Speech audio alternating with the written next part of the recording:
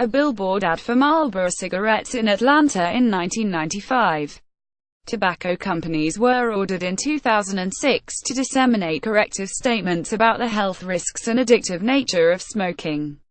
Richard Baker, Getty Images. The biggest tobacco companies in the United States will start running primetime television commercials and page ads in national newspapers on Sunday, but the campaign is unlikely to spur enthusiasm for their products. More people, one ad says, every year from smoking than murder, AIDS, suicide, drugs, car crashes, and alcohol combined.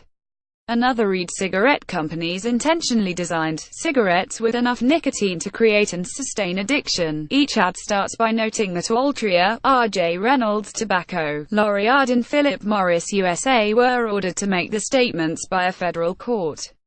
The messages stem from a lawsuit brought by the Justice Department in 1999. As part of the 2006 ruling in the suit, which sought to punish cigarette makers for decades of deceiving the public about the dangers of their product, the companies were ordered to disseminate corrective statements centered on the health risks and addictive nature of smoking. But until now, they resisted through appeals and by wrangling over wording. It's both an important victory and a frustrating one, said Matthew Myers, president of the Campaign for Tobacco-Free Kids, who has worked on the case since 1999. The tobacco companies have spent millions of dollars and a decade of time resisting a court order that simply requires them to publish truthful facts about their products and their behavior, he said.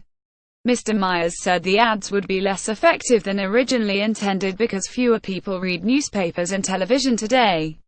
The tobacco companies, he said, also negotiated to not include the phrase "Here's the truth" in the ads. Altria, which owns Philip Morris USA, the maker of Marlboro cigarettes, declined to comment beyond an October 2 release about the ads, which said it was working to make its business practices more responsible. Murray Garnock, the company's general counsel, said in the statement that includes communicating openly about the health effects of our products, continuing to support cessation efforts, helping reduce underage tobacco use and developing potentially reduced-risk products. R.J. Reynolds, which is part of British American Tobacco with L'Oreal, said in an email that the company was complying with its obligations under the court order. The initial order came from a 1,600-page civil racketeering judgment from Judge Gladys Kessler that excoriated the tobacco industry for lying about and misrepresenting its products beginning in the 1950s.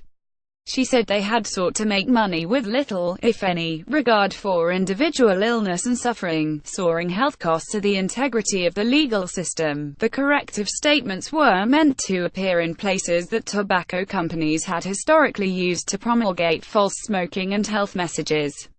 In addition to the TV and newspaper ads, there will be messaging on the packs themselves and on the company's websites, though details are still being worked out. I certainly don't think that what we have finally ended up with is really in the spirit of the original ruling, said Ruth Malone, a professor of nursing and public health policy at the University of California, San Francisco, who consulted for the Justice Department in the case.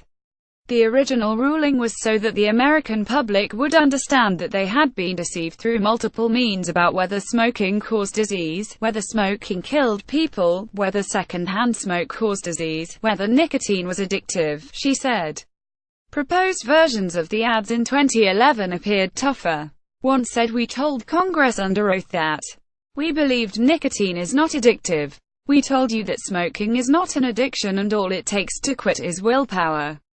Here's the truth: smoking is very addictive. And it's not easy to quit. We manipulated cigarettes to make them more addictive." Tobacco companies argued that the initially proposed statements were false public confessions designed to shame and humiliate them. They also said the statements were unnecessary after a 2009 law gave the Food and Drug Administration the authority to regulate tobacco products. The campaign that will begin on Sunday includes 5 different ads with statements divided by category, such as the manipulation of cigarette design and composition to ensure optimum nicotine delivery and adverse health effects of exposure to second-hand smoke. Other statements include second-hand smoke causes lung cancer and coronary heart disease in adults who do not smoke, and smoking kills, on average, 1,200 Americans. Every day, full-page ads will run in the Sunday issues of more than 40 newspapers, including the New York Times, on 5 separate days.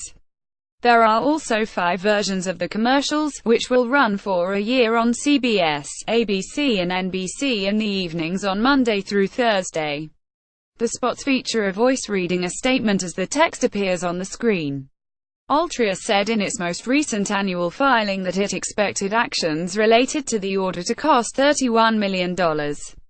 American cigarette manufacturer spent more than $8 billion on advertising and promotional expenses in 2014, according to the Federal Trade Commission, though the vast majority of that was through price discounts.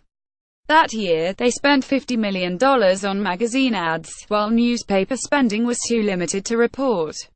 The companies are not allowed to advertise on broadcast TV. In October, the FDA expanded its public education campaign to emphasize the harmful effects of nicotine on the developing brain. The agency will follow that with ads aimed at discouraging young people from using e-cigarettes.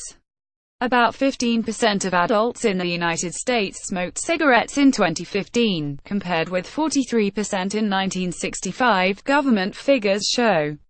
And while the tobacco industry has moved to create safer products, Dr. Malone said the public should understand that the companies would rather not be running the corrective statements campaign. The only reason they're finally printing and broadcasting all of this is because they were forced to do so by a judge that found them guilty of racketeering, Dr. Malone said. Otherwise, this would still be going on. Sheila Kaplan contributed reporting. Alan Delaquerriere contributed research.